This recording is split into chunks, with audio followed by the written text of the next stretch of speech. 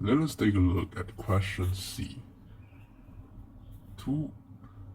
Using the general term tr plus 1 equals to n choose r, a to the power of n minus r, b to the power of r in the expansion of a plus b to the power of n to find the indicated term in each of the following expressions. 2x minus 1 over x squared to the power of 12. Find the term in 1 over x to the power of 15. So using the general term formula, term r plus 1, n in this case is the power of the expression, so it's 12 choose r.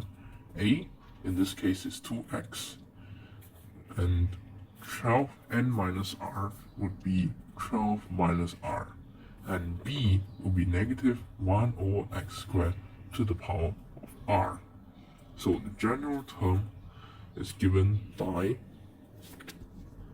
term r plus 1 equals to 12 choose r, 2x to the power of 12 minus r, times negative 1 over x squared to the power of r. Remember to include the negative sign as well.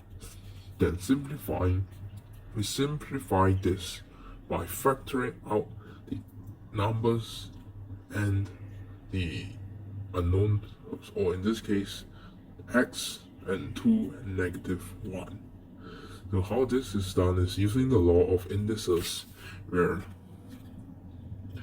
a to the power of b times m equals a times m, b to the power a to the power of m, b to the power of m.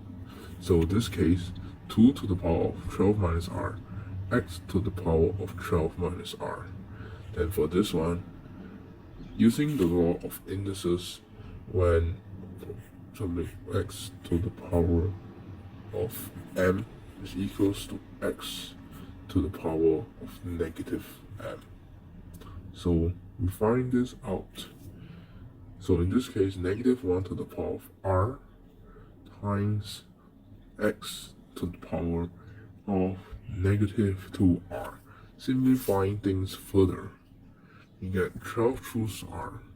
We rearrange the terms such that we put the constant terms together and we put the x terms together. So in this case, negative 1 to the power of r. The reason that we do not factor out this is because we are unsure of the value of r. R could be an even number, and using the law of and recalling indices, if r is an even power, then negative 1 will become positive 1. But if r is an odd number, negative 1 remains negative 1. So in this case, we will just leave it in this form because we are unsure whether the value of r would make negative 1 to the power of r positive 1 or negative 1. Now let's look at the 2 to 12 minus r, just copy here, arrange constants together. Now let's look at how do we obtain this. So x to the power of 12 minus r times x to the power of negative 2r. So basically we just add them up. In this case, a negative number minus a negative plus a negative number is just basically just minus r minus 2r. And simplifying this, we get 12 minus 3r. Okay, so now looking back at the question, we want the term in 1 to the power of x to the 15th power, or in other words, x to the power of negative 15.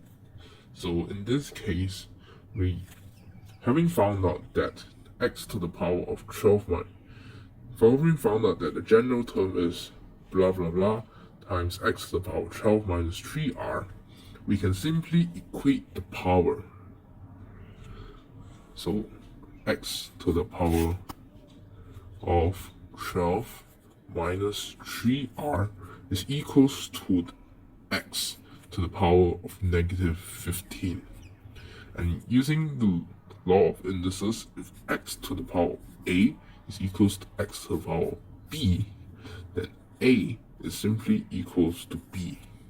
So in this case, 12 minus 3r equals negative 15 into the power of x in 1 over x to the power of 15 is negative 15. And rearranging terms, and we get r equals to 9. So when r equals to 9, we substitute this back in the general term, which is 12 truths are negative 1 to the power of r, 2 to the power of 12 minus r times x to the power of 12 minus 3r. So substituting back, we get negative 1760 over x to the power of 15. But take note that the question asks for the term in x, 1 over x to the power of 15, which is not the coefficient. Okay, so in this case, we do not leave the answer as negative 1760, but rather we leave it as the term. We answer the question ATQ, answer the question by stating that the term in 1 over x to the power of 15 is negative 1760 over x to the power of 15.